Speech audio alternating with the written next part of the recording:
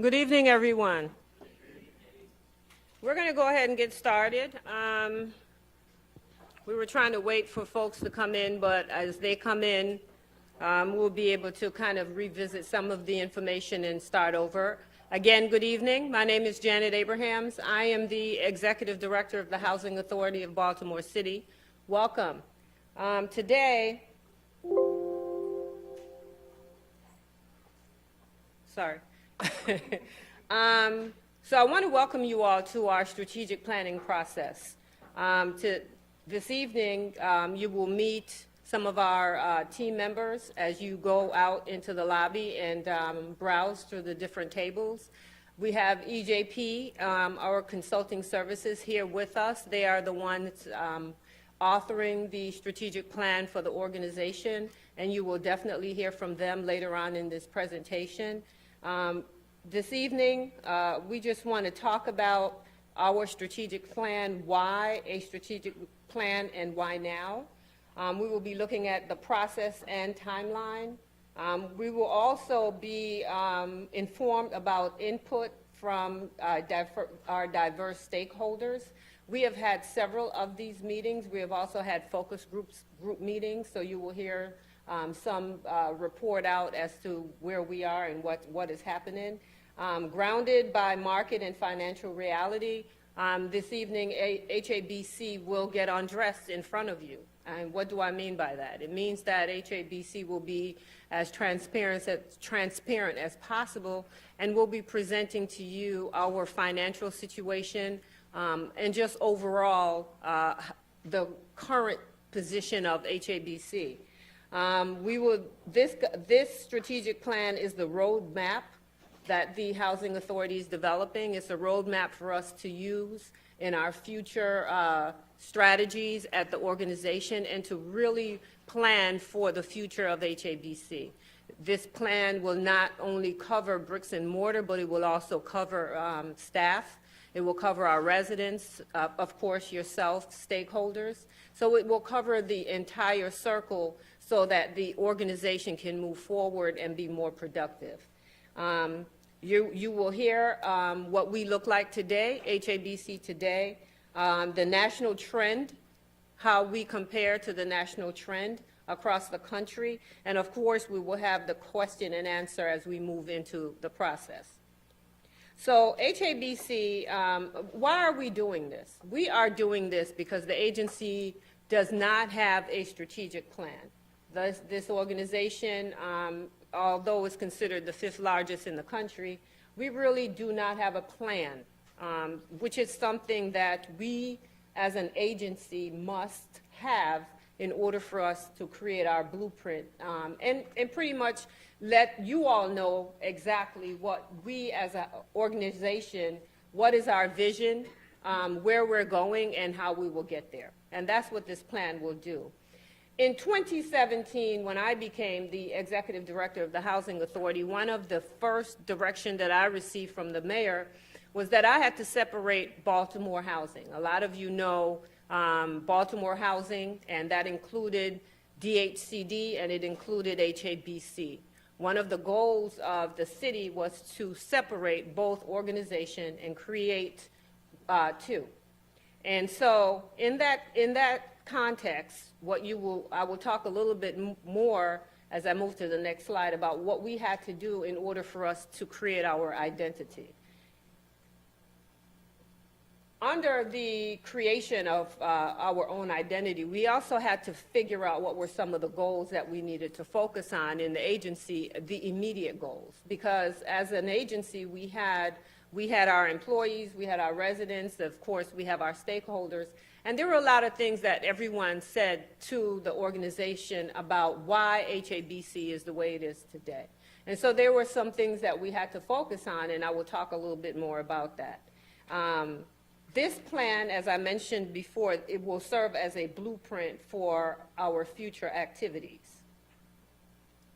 So in order for us to even create the organization and separate it from the city, the organization met and came up with a mission. The mission is to create and provide quality, affordable housing opportunities in sustainable neighborhoods for the people we serve. We also had to take a look and create a vision. The vision is to create diverse and vibrant communities, to provide opportunities for self-sufficiency, and to build pathways for a strong partnership. Of course, one of the things we're clear that in developing a strategic plan, these are some of the things that you must put into the strategic plan. So of course, we had to create something in the organization so that our staff, our residents, stakeholders will have something and understand where we are going. We're not standing here telling you everything is written in stone, but this is a roadmap and it is a starting point for the organization.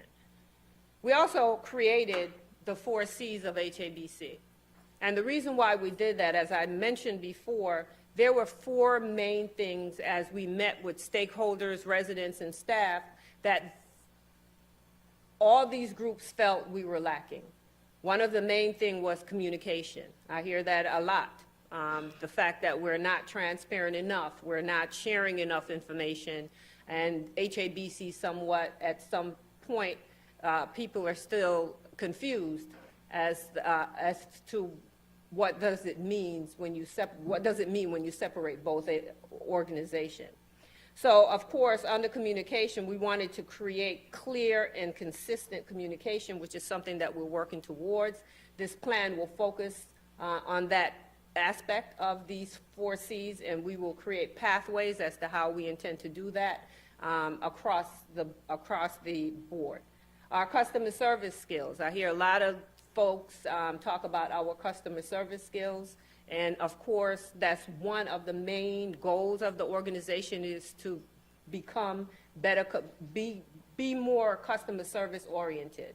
We have started a lot of processes within the organization in training our staff.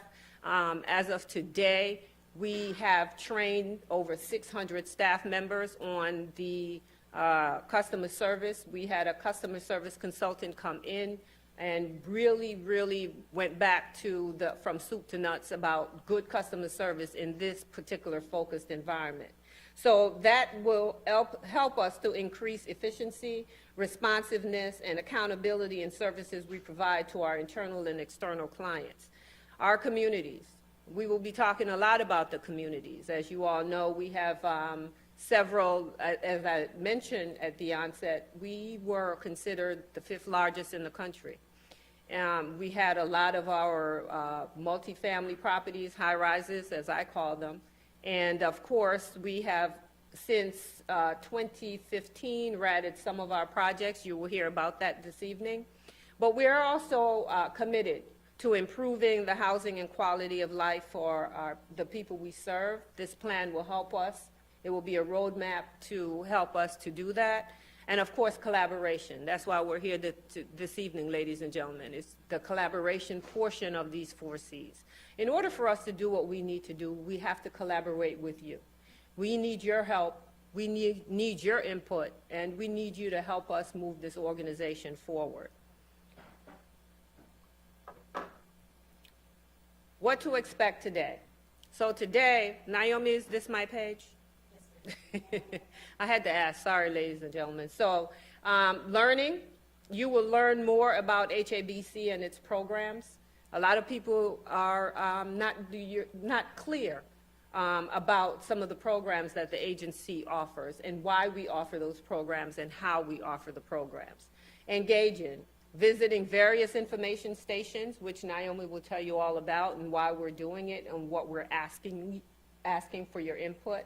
And, of course, sharing. We will be sharing a lot of information with you this evening about where we are.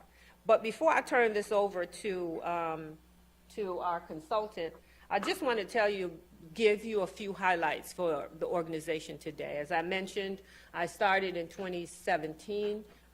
This month, July, marked my 1-year anniversary. In the 1 year that I have been with the organization, I'm proud to say that HABC has had some milestones. First and foremost, we were awarded the Choice Neighborhood Grant implementation grant for the Perkins Somerset Old Town neighborhood. It's a $30 million grant which will leverage over $865 million worth of investment in that particular footprint. The footprint consists of Central, Monument, Broadway, and Old Town. It's a full square. It's considered the hole in the donut, affectionately. But again, a housing authority will be working with the city to knit those communities back together and to make sure that we create a vibrant first century neighborhood. We have also submitted a planning grant for our Paul Holmes neighborhood that's in the Poplarton area. We're working with the various developers in the areas and various stakeholders to plan for that grant. Now, what does that mean? It means that this is something, there was an opportunity to help us to move the planning portion of that forward, but it doesn't take away from this strategic process. This strategic process would help us to fine-tune that plan and also hear from you some ideas that you have for that community, which will be incorporated into the planning process. So that's something that we were able to do. We have of course, the Housing Authority is considered a move-into work agency. What does that mean? It means that the Housing Authority have the ability to do a lot of great things, a lot of innovative things. And so this strategic plan will help us to create some of the innovative ideas and put those into context and be able to really, really work to creating a better community for our residents. So with all that said, I want to thank you all for coming out. I know the weather is not that great, so your commitment is evident by you being here today, and we appreciate the fact that you're here to help us to really create this blueprint that this organization needs so desperately. Again, thank you. Janet Abrahams again. I now introduce Naomi.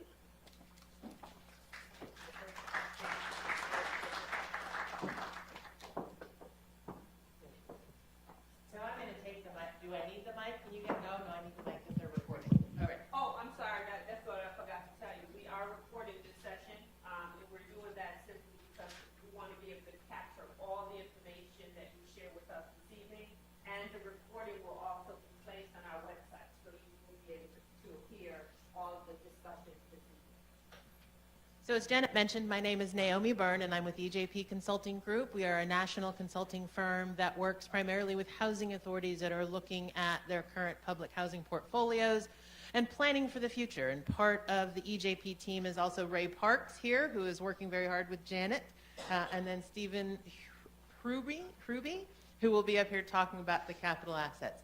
A few housekeeping items. So first thing, if you have cell phones, if you could put them on vibrate or silent, please. I get distracted very easily. I'm from Texas, so a lot of things knock me off my game. Second, bathrooms are around the corner to the right and up the hall. And then third thing, questions. What we're going to do is we're going to have portions within the presentation where we will stop and take questions. And so if you have a question that comes up as we're going through different segments of the presentation, make yourself a note. And then when we get to the end of that segment, we'll take questions from everyone. We want to remind folks that when you ask us a question, we're going to repeat that question for you via the mic so that we can record it, and then we'll give you the response. Okay? So the strategic planning process, and I'm going to go through some of these slides very quickly. They will all be placed online with HABC's website, so if you don't get information here or outside when we release you to the stations, everything will be online on the HABC website. But basically, this is a four-step planning process for HABC. First, and we've been doing this since February, March, current state assessment, getting data from HABC. We have been gathering data from HABC and from different parts of the city as we put this information together. Second, public engagement, which is the phase we're in now. As Ms. Abrahams mentioned, we have been doing a number of community workshops, focus groups, e-surveys. We have an e-survey here that we'll ask you to do. So we're getting feedback and input from the community about what you'd like to see with HABC. Third, once we complete the community engagement and public process, we will start looking at the technical aspect of the strategic plan. What are the possibilities? What are the probabilities? What are some of those things that HABC would like to do? And what are the challenges or the opportunities that they might have? And what's the context that we're finding ourselves in? And then fourth, we get down to work. We draft the plan. We work with the advisory group that HABC has brought together, a number of stakeholders. We vet the strategic plan draft with both internal staff and those external stakeholders, complete it, present it to HABC, staff, and board. So, as Janet said so succinctly, today is the day where HABC takes off its clothes. You get to see HABC as well as the context and the environment that HABC is in. So we're going to talk a little bit about what HABC has. Right now, 831 acres across the city. HABC is a very large landowner within the city of Baltimore, and over 700 personnel.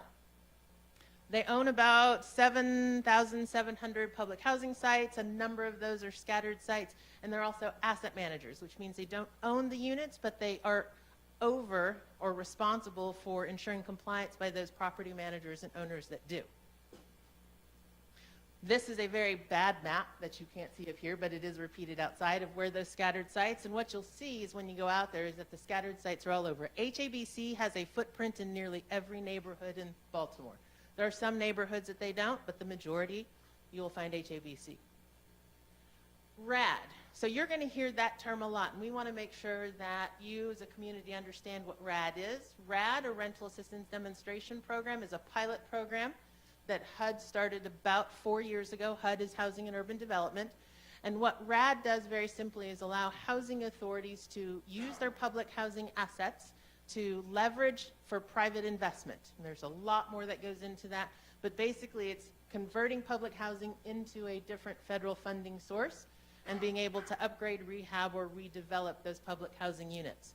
So far, HABC has been at the front line of the RAD conversions. They have gone through a number of conversions already and converted over 2,700 units, and they're pending another 790. Part of the strategic planning process is to look at the next phase of RAD. What do we do over the next 2 years, 5 years, 10 years with this as one of the tools in HABC's toolbox? Some more background on HABC. You can see here the number of families served and the programs that are being served by HABC, as well as some other data on the types of individuals and families that are being served. Families, elderly, seniors, non-disabled, in vouchers and in public housing. I think the important thing to realize is that there is demand, 24,282 people on a tenant-based waiting list, nearly 9,000 on the project-based waiting list, and over 24,000 on the waiting list for public housing. These are people waiting to get into programs that are already full. HABC also has a very, very robust supportive services program, and their supportive services, again, there's a table out there, but they provide services that look at self-sufficiency programs. How do we assist our families to become more self-sufficient and reduce their dependency on public assistance programs, including housing? Supportive services to families, how do we assist them in doing that? It's great to show someone how to get a job, but if they can't get a job because they don't have childcare, what can HABC do to help with that? Or youth programs, Boys and Girls Club and youth leadership. So that, I know I went very quickly. That was HABC at a glance. That's what HABC does in a nutshell. Before I turn it over to Steve to talk about the capital assets, I want to ask if there's any questions or any comments on what you've seen so far. Okay, I will start here. Yes, ma'am. So maybe you'll talk about this later, but just kind of like what the figures at 24,000 people. What is part of the strategic plan thus far? Well, it's not, we don't know, but what are the thoughts or what have been asked in plan to get those people served? So the question is, in regards to the people on the waiting list, 24,000 people, 27,000 people, is this a part of the strategic plan? Yes, and what is that process to try and address those? Part of this planning process is to look at how HABC can be more efficient in assisting that list. I will say that there are no magic bullets, that there's always a need, especially in a high desired area like Baltimore where the incomes are not increasing nearly as fast as the units are. But one of the things that we will be looking at as part of the planning process is how can HABC better address the needs of those people on the waiting list. So we don't have any specific strategies right now. That is a part of what we're drafting for them to be able to see how can they be more effective at that. Let me go over here. Yes, ma'am. How does Baltimore compare to other cities with as well as some of the other numbers? So, for example, how many people are currently taking advantage of some of the programs? Low, to high, how are we choosing So a couple of questions. How does HABC compare to other housing authorities across the nation? And then what does that look like specifically for programs? So I'm going to take the second part of your question first, and I'm going to punt. And I'm going to punt to the tables, because one of the reasons we have these tables out there, those are the program experts. So I, as a consultant, don't know offhand how many people are utilizing the resident self-sufficiency programs, but the folks at that table will.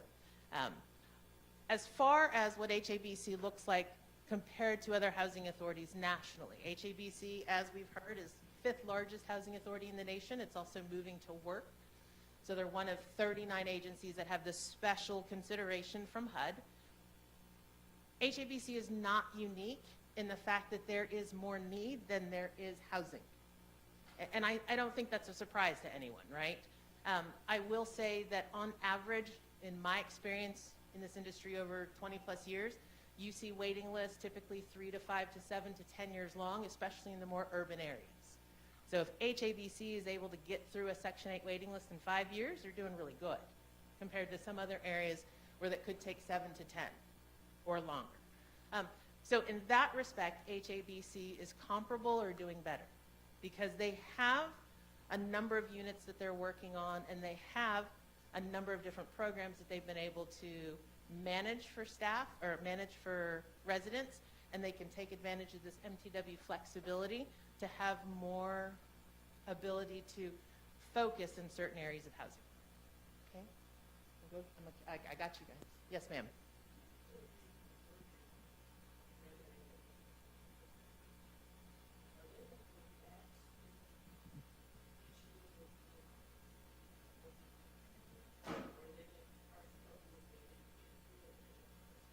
So the question is, the units that are being converted, and I'm assuming under RAD, are they going to remain affordable to low-income families?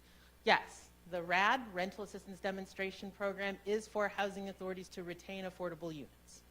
Okay, so they don't get rehabbed and then they get priced at market rates.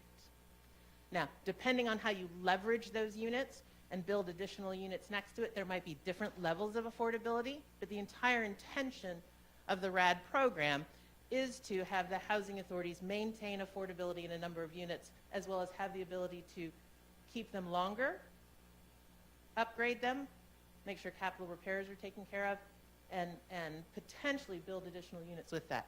And I see I've got just a question? Okay, so I'm going to get some, I told you I was going to get your question. I'm going to get her, and then I'll come over to you, sir. Okay, I'm going to go over here. Yes, sir.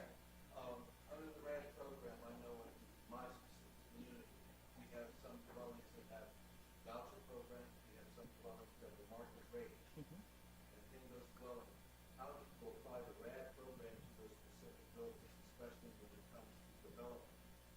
So RAD is a complicated program, especially for non-lay folks, but I'm going to try and make it very simple. RAD basically takes a public housing unit that's receiving funding under public housing and converts it to a unit that's receiving funding under Section 8.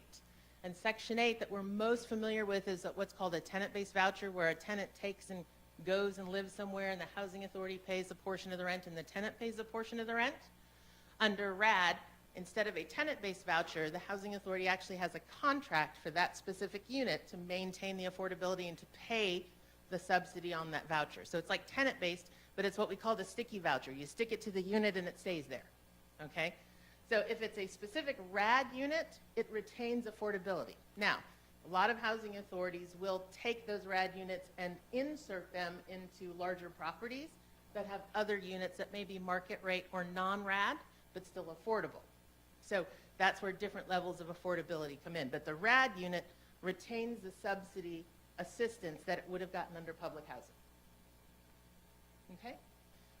Yes, sir.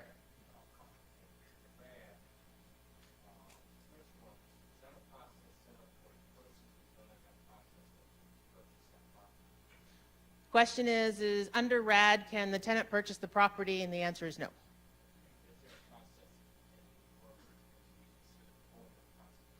Second question was, is there a process in works to be considered for that process? I'm assuming the purchase of a unit. RAD is a federal program that allows housing authorities to convert public housing to this other subsidy source. Yes, it does not allow for individual residents to purchase a unit, not under RAD. There are other types of programs that housing authorities can take advantage of to dispose of public housing and sell them to residents. RAD is not that. Oh, the question of the night. What is affordable housing? Okay, so there is no standard definition of affordable housing, okay, bottom line. However, when we look at programs like RAD, public housing, typically you're looking at families who are at or below, in the case of public housing, 80% of the area median income. In the case of most other affordable housing programs like RAD, project-based vouchers or project-based rental assistance, 50% of the area median income. The reality is, though, that most of your public housing residents tend to be at 30% or extremely low-income families. So when we talk about affordable housing, we're typically talking about those families that are at about half, earning about half of what the median income is for the area. Okay? Does that answer your question? Oh, yes. Yes, ma'am. Okay, you talked about this HABC being like a large landowner and asset owner. And from my understanding, in public and community, the La Cité is the developer of that area. The city lost the lawsuit when it came to La Cité being bankrupt and not being able to develop that area. And that the reason for the bankruptcy was that they didn't own enough properties in that area to convert. So I was just wondering if that's true, and then how does that play into why that area is happening? So I don't know specifics around lawsuits, okay? What I would do is I'm going to punt that over to Janet when we break, because she can give you specifics on reasons of lawsuits and why those things happened. I just don't know enough about HABC history or enough about La Cité to know anything specific about an individual developer or development project. I just want to say, though, Hang on. just so we're clear, La Cité is not a HABC developer. It is a private developer. So I am not clear about any lawsuits with La Cité. I couldn't answer that because they're not part of the HABC group. However, as I mentioned when I started, we did put in a planning grant for Paul Homes, which is located across the street from that new development. That is a HABC-owned property that we're making some plans for through this strategic process. Yes, ma'am, in the back. Purple. Yes.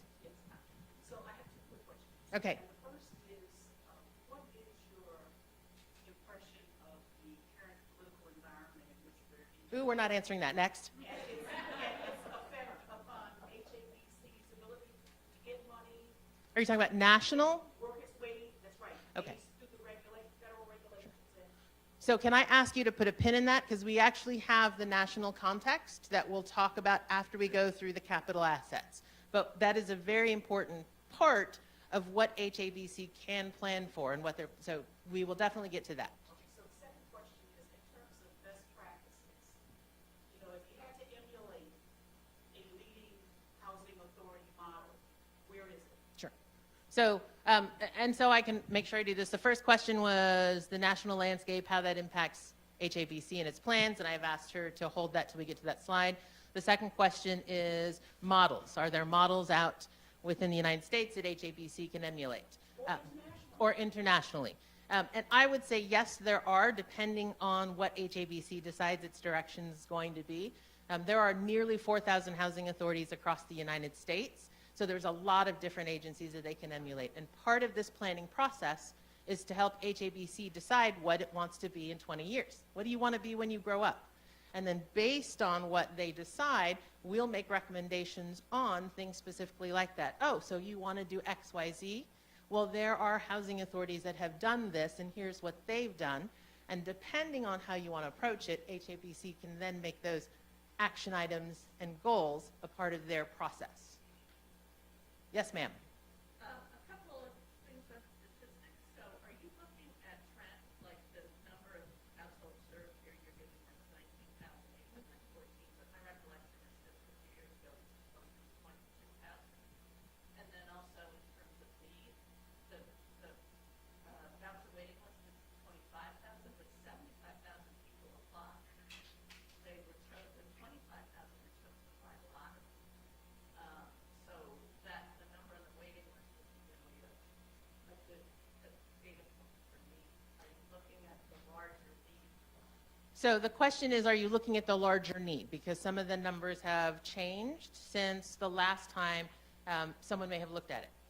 And are you looking at the larger perspective? So I'll answer that in two ways. One, first, data always changes. The number of people being served is always going to change depending on how many units are available, where HABC is in their strategic or their redevelopment process, things like that. So the numbers that we put up here were as of January 31, 2018, unless we specifically note that they were from an either earlier or later time.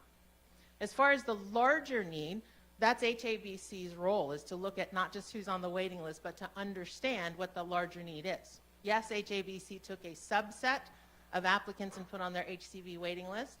Probably a matter of practicality. If you put 75,000 people on a list, it takes you 20 years to get through versus 25,000. But HABC is definitely looking at the broader need and not just what's on their waiting list. What we put up here is so that you have an idea of what some of that need is. There's 25,000 on the waiting list, but as Barbara's mentioned, and she is, as a matter of fact, on our advisory group as well, what she has noted is that 75,000 people apply. It's just a greater indication of the extreme need in Baltimore for affordable housing.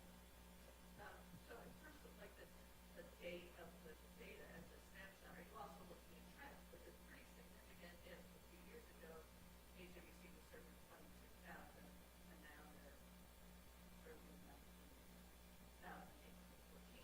So are you looking at the fact that the agency seems to be serving fewer people? Yes, so the question is, are you looking at trends? Because it looks like HABC may be serving less and fewer people, and we're definitely looking at that. In fact, you'll see in some of the stations out there where we ask specific strategic questions around how HABC uses its limited resources to be able to provide services. Because one of the things that you'll see as we go through the national trends as well as the budget is that there is a finite amount of money that HABC has. HABC can't assist everyone they want to because they're limited by what they get from the federal government as well as what they generate through their developments. So how does HABC prioritize those funds? That's part of the strategic planning process. So I'm going to go over here, and then I'll come to you.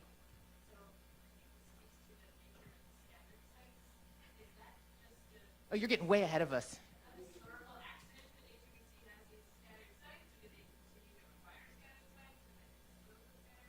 So the question is scattered sites. How did HABC get them? What's their plan? That we're going to talk about. So if you'll hold on to that, we're going to talk specifically about strategies around scattered sites. Okay? I'm going to take two more questions, and then we're going to continue to move on, because what we don't want to do is have you guys sit in here for an hour and a half and listen to me answer questions, but actually get you engaged with staff in specific areas of operations. So yes, sir. That's looking at national models from a report. Have you seen any that work to reduce that number, to 75,000 or 25,000? That work, what's needed from the community, from developers, to kind of help with this? Sure. So question is, looking at national models, have you seen any that work to reduce that number? And I'm going to give you Naomi's perspective on affordable housing from 20 years of experience. Okay? There is always more demand than there is money. And the more you build, the more people continue to need it. I personally have not seen very many, if any, large urban housing authorities that have been able to meet the needs. Because once you do build, you have more people that need. And we all know that the cost of living and the cost of housing is rising much faster than the cost of wages, right?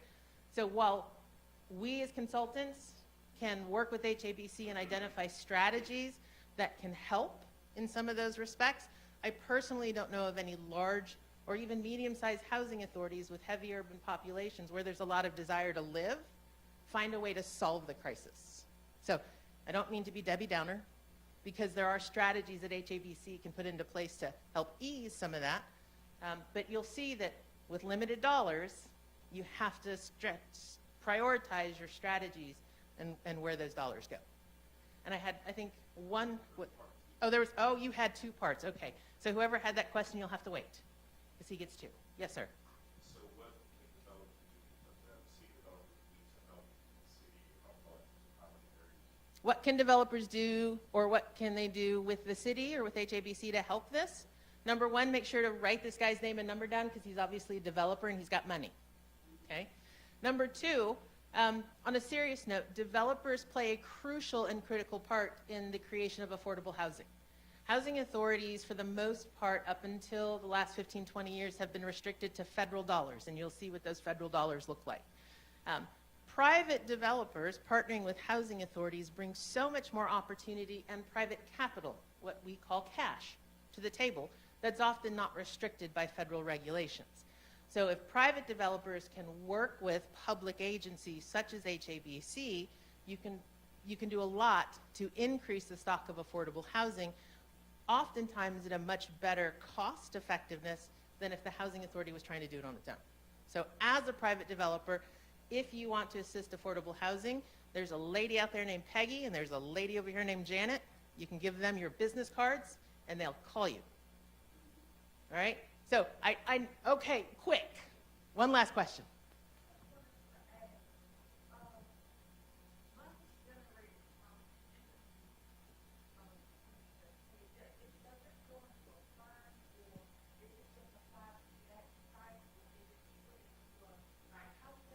Okay, so how does the money flow, right? Is that what you're asking, basically? From the tenant to, all right. Sure. Very quickly, any money that's generated from public housing has to stay public housing. Any money that's generated from non-public housing resources, such as RAD or other low-income housing tax credits, is considered non-federal, and housing authorities typically use that to further the development of additional affordable housing. But public housing as a program is very restrictive. If you get federal money for public housing, if you get tenant rents for public housing, it has to go back to public housing. Okay, and that's one of the reasons why RAD is a benefit, because HUD says, oh, we're going to convert you from public housing to Section 8, and now we'll take off some of those restrictions that public housing has. So you can use that money to build more, to rehab, to leverage, to buy, to do other things that under federal law you can't do with either the money you get from Congress for public housing or the rents those public housing residents pay. Sorry, one follow-up question on that. I thought under moving to work, though, under HABC, that they had more flexibility with that spending. So how does that affect her question? Sure. So under HABC, you do have more flexibility both in how you spend the block grant of funds that you get, plus regulatory flexibility, but you're still restricted in some of the activities you take. HABC can use monies for development activities that most other housing authorities cannot, but if they take it away from public housing, then public housing has a gap. There are still restrictions. Public housing money for other purposes. They can, yes, as it's allowed and approved by HUD. Oh, time. Okay, I'm turning this over to Steve. He's going to take you through the capital assets, and then we'll finish up with the national and local trends. Here's a Clicker. clicker. Clicker. And how do I use the clicker? Left and right. Left and right, Yeah. Or right. or left? Good evening. My name is Stephen Ruby. I'm an architect and urban planner, and I've known HABC since 1985. I don't know how many times I've been through all of these developments, and I've seen them evolve and seen the programs evolve and the downsizing of some of the agency. What I want to walk you through is the capital needs. Now, give you a little background on the needs and funding sources, and also talk to you a little bit about the strategies that were developed in 2014. And we're using those as a jump-off point to vet those strategies to see if they're still relevant in the light of what's going on now, in the light of what the needs are. So that's why we want your feedback when we go to the tables out here. Let us know whether you believe these strategies are still applicable to the programs and to the properties that we're talking about.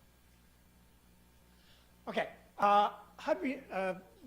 HABC receives HUD funds for capital improvements.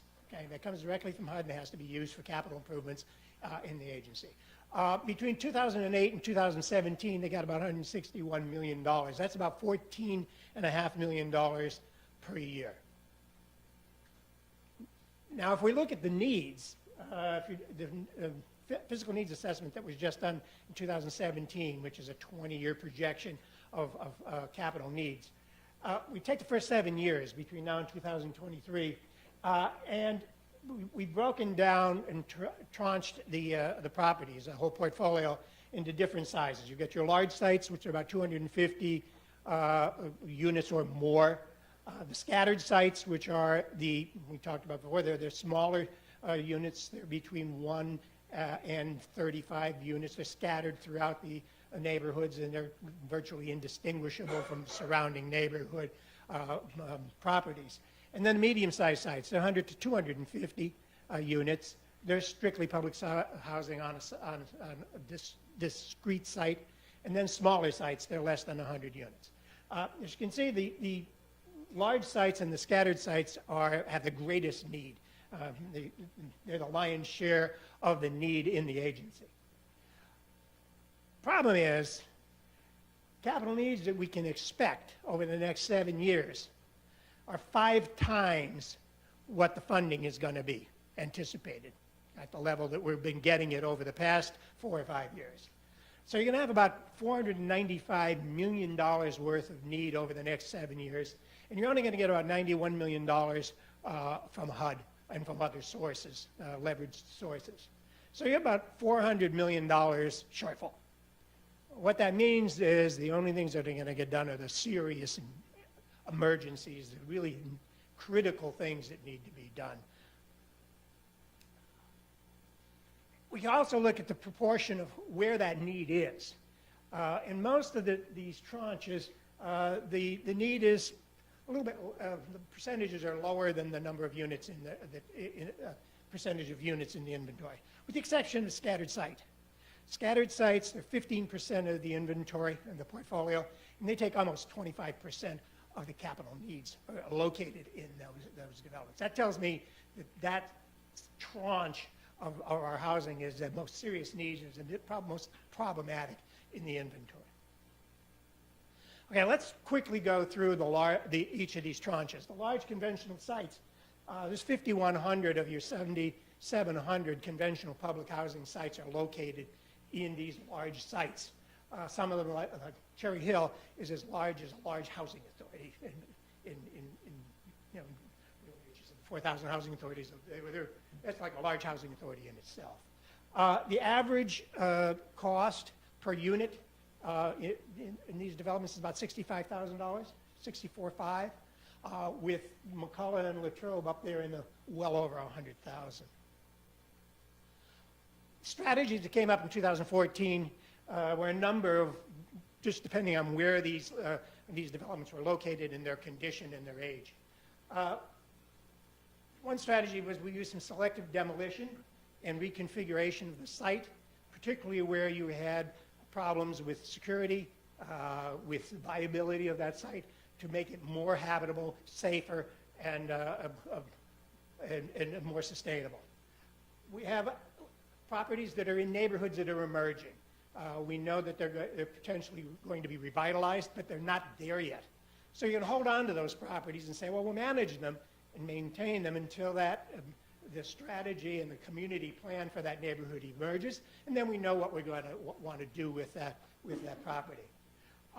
Then we have some that are in the future. We know we can't address them right now, but in the future we probably want to de-densify. We may want to do a little reconfiguration, maybe even redevelop those sites, but they're in the future. Then there's development sites that are ripe for redevelopment. You just went through the whole Perkins experience and got funded for Perkins, and you're redeveloping that site. And there are others in similar situations. We talked about Poe now moving kind of in the same footsteps as Perkins did. And then you have the remainder of the portfolio in this large the large tranche. Because of its location, their size, and their condition, you're probably going to be able to maintain this as conventional public housing just through prudent maintenance, timely replacement of parts that are wearing out, and targeted capital investments with the resources that you have, and just maintain it as it is a standard public housing. Then we get to the medium size, and there are not that many. There are only 3 developments in the medium size category, and they're about $32,000 per unit on the average. The strategies there were really to maintain and manage them with some tweaking to the sites and tweaking to the unit layouts to make them more habitable and make them safer and better environments without a lot of huge capital investment in them.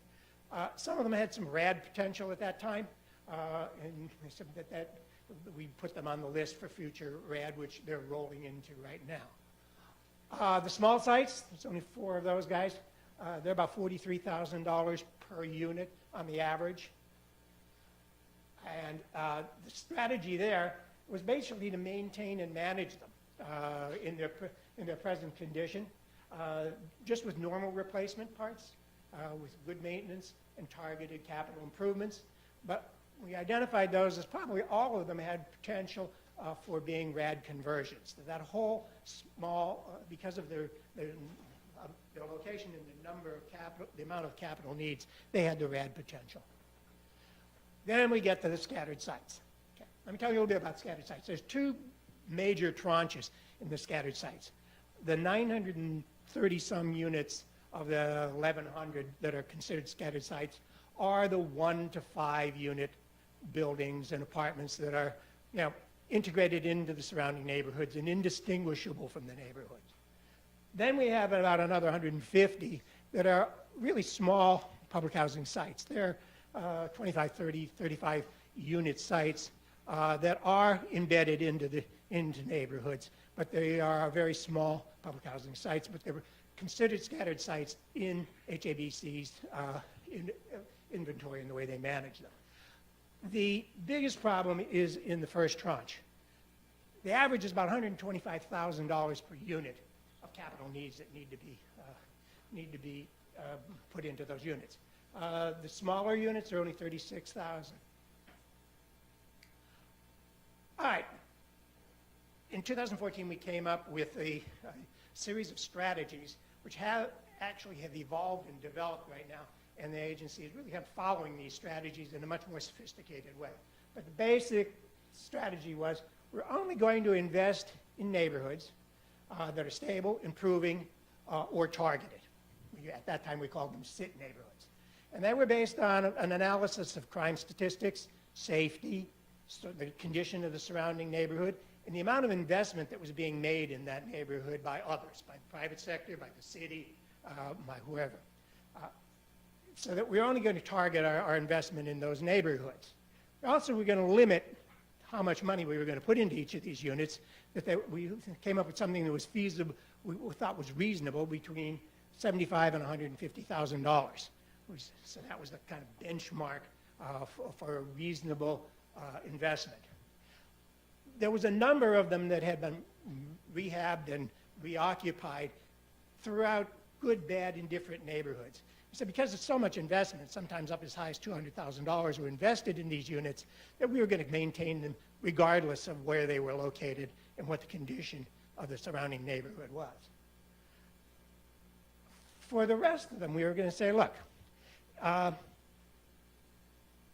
we're going to retain and rehab those that were in the good neighborhoods and met the cost criteria. If they were occupied, we'd do it probably on turnover. If they're vacant, we would do it as the funds were available. But always subject to funding availability, because you see we have so much need in that portfolio and so many units, and particularly vacant units, that based on funding availability is what triggered when and how many of those would be rehabbed.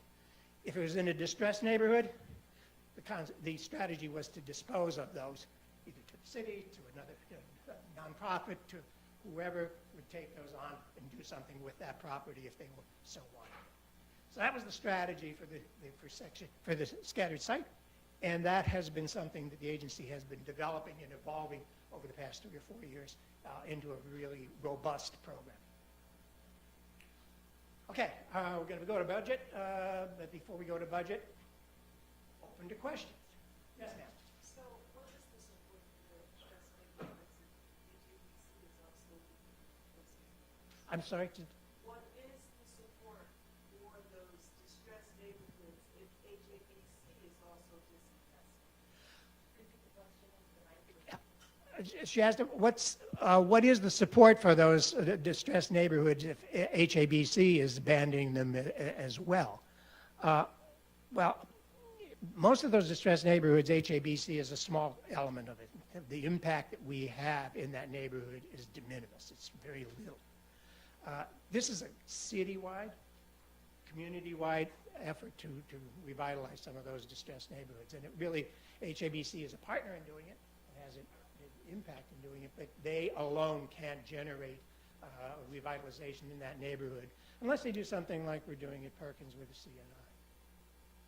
Yes, sir. What is the median cost for tenants to have a unit, your large units or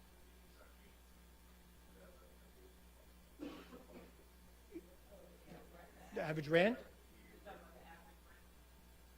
He asked what the average rent was in these units.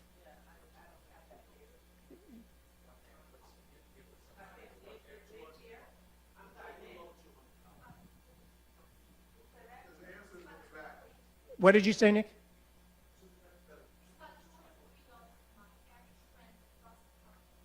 That $240 a month rent across the whole population, the average across the whole population in the inventory.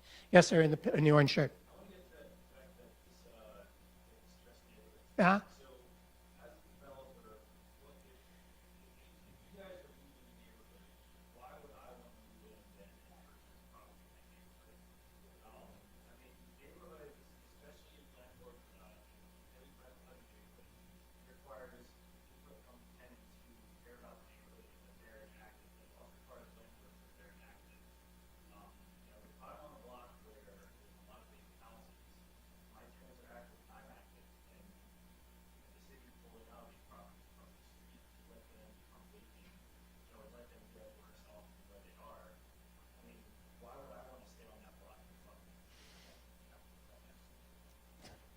This gentleman's going to answer your question. He wants to know, so if you didn't hear his question, he said, if he owns property in a distressed neighborhood and his tenants and he are holding out and HABC is moving away from that neighborhood, why would he want to stay there? And you have the answer.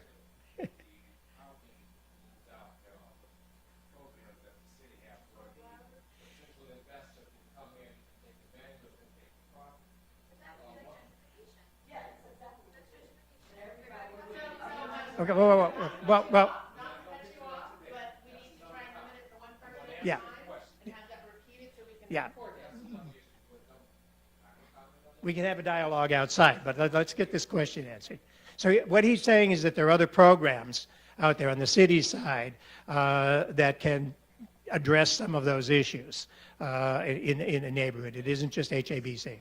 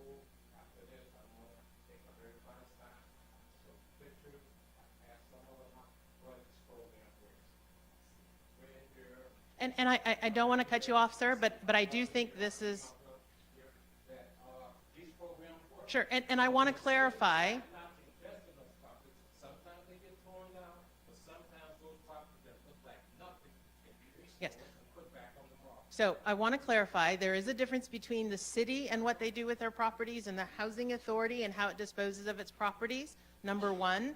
The programs that you're mentioning typically are city programs, and the housing authority goes through a different type of disposition calculation and process when it looks at the units. And when a housing authority disposes of a property, it doesn't just back out and leave an abandoned unit. The housing authority goes through a very strategic process on what happens to that unit after they remove it from public housing. Does it go in as a home ownership? Does it get torn down and the lot is then sold to a nonprofit like Habitat for Humanity? So there are strategies that go into a disposition of public housing scattered site that could be significantly different than what the city is doing with their properties. But I want to make sure that we understand that there is a difference between housing authority disposition and city disposition. And by the way, there is a scatter site table outside, and in the interest of time, because we do have to keep this one in, but the recommendations and the suggestions, we are encouraging you to be at that table, making sure that your recommendations and suggestions are recorded. Great. Question over here. Yes, wouldn't it be better if in a distressed area, and we're close to the community association in that area in terms of how you work these distressed areas? As opposed to working with people in those neighborhoods and the association, how to use those neighborhoods in terms of these types of disposal, especially if it is a capital asset. As a community association president, I know working through planning and working closely with housing, when you come to a distressed neighborhood, the more cooperation, the more collaboration you have, the less chance you have of a distressed neighborhood going to waste. Because we work in terms of training, in terms of planning, in terms of employment, in terms of deployment of all assets, whether it be with developers, in terms of it dealing with the capital exchanges, nonprofits, we can recover neighborhoods. That's what I'm strongly working towards right now. That's why I'm here. We don't have to let our neighborhoods become distressed. Too often, too much, we worry about what's not there instead of what we can do with what we have. And what you're talking about is the I in my sit. It's the emerging neighborhood. You're creating an emerging neighborhood that is evolving and would be improving out of distress and into a revitalized neighborhood. So that, I think what we're talking about when we're talking about the distressed neighborhoods are the ones that there's the preponderance of housing units in those neighborhoods are either abandoned, in disrepair, and uninhabited. It's the roughest part of our inventory. They could be recovered. Because a lot of times, when you have abandoned houses and whatnot, what I've been asking my councilman to do, what I've been planning to do is, a lot we have here in Baltimore, a lot of properties that are owned by people that don't live at home. They don't even live in the state of Maryland. And there are methods by which you can start recovering these properties. And a lot of times the tenants, God bless their souls, may have passed away, that may have been in public housing, that may have been in voucher programs where they don't have any remaining family members to contact. So what happens is that's capital loss through the HABC, system. So without this is capital that's not being utilized. It has to be reabsorbed. Whereas if you have an active community association and the nonprofits in that area, whether it be through churches, whether it be through developers that are interested in saving that particular community, collaborate, communicate, and work through this, you can recover. One property at a time, sometimes two properties at a time, where you can rework these properties. And with the 75,000 people out there waiting on a list, trying to get in housing, by recovering these properties, that's housing that is available to be utilized. Okay. Any other questions? Going once, going twice. This lady here. In terms of budget, you talked about, you're allocating about $14.5 million a year. Yes. For your cut. Is that the money that they're just giving to you, or these are grants that are being written? No, this is the block grant. This is, you get this every year, regardless. But I want to tell you, it fluctuates depending on the budget authority that comes from Congress. So it can fluctuate up and down, and if you chart it now, it's been declining over the past decade. My second question is, before, Staples, came as a new director in 2017, how many grants were being written by HABC, and what is the plan to write more grants so that you can supplement this? Okay, the funding comes in two ways. The block grants that are coming in through the Moving to Work and your capital fund, and individual grants like the CNI grant that was just, That's right. the one that you wrote since you were here, right? That's the 30 million.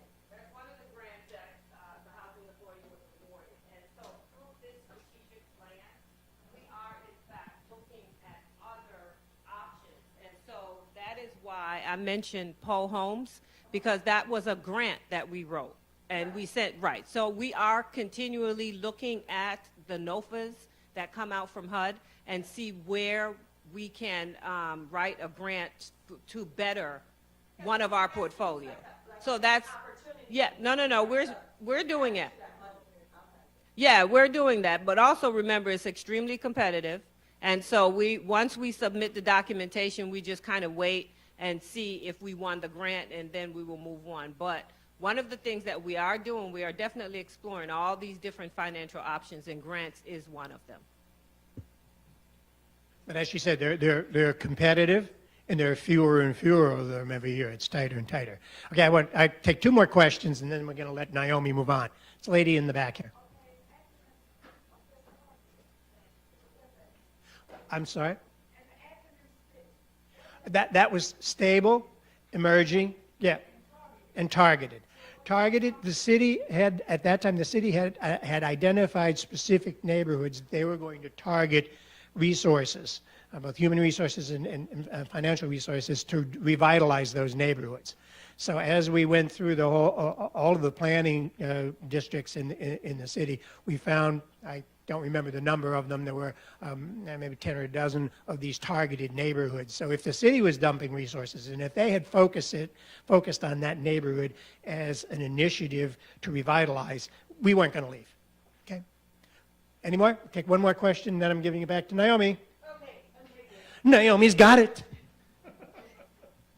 All right, we have exceeded close to an hour. We're going to run through these last few slides.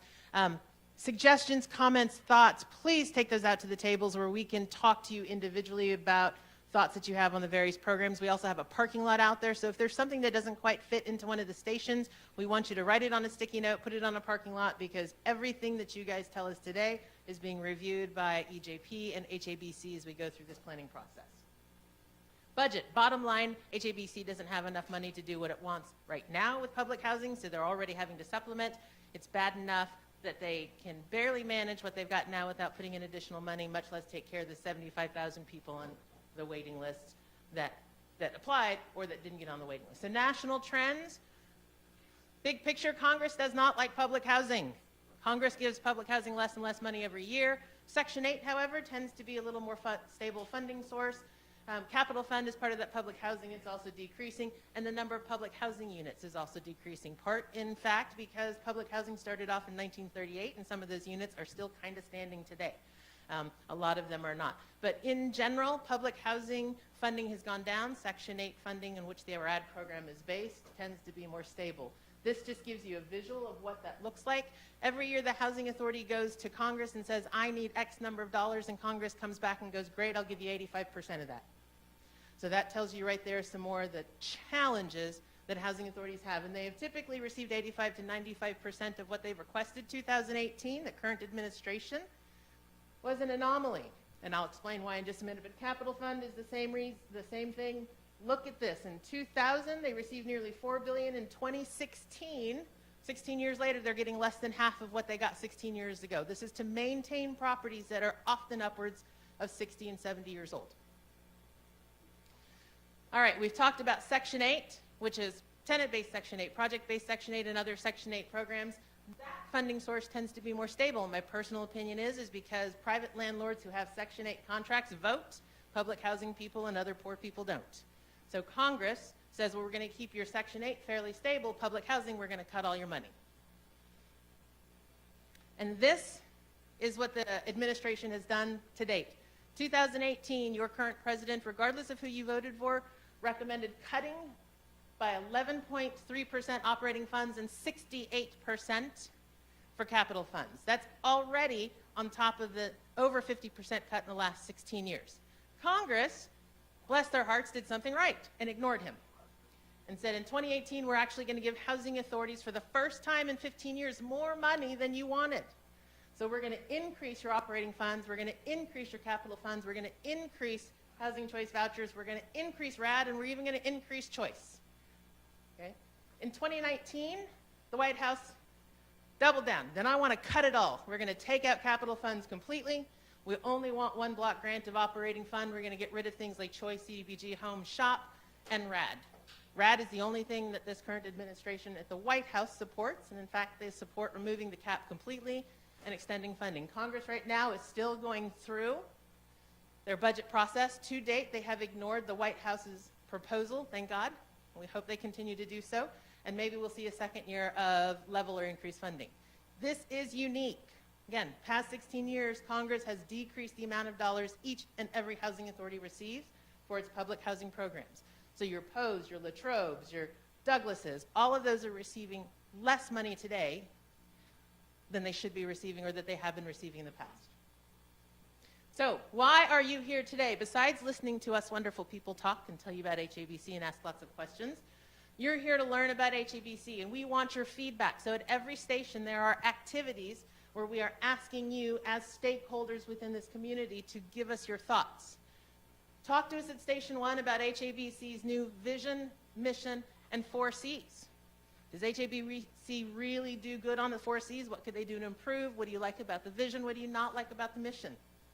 Station 2 is SWOT, strength, weaknesses, opportunities, or threats. We've been doing a number of surveys where we started to outline some of the top strengths, weaknesses, opportunities, and threats. Say that 4 times really fast.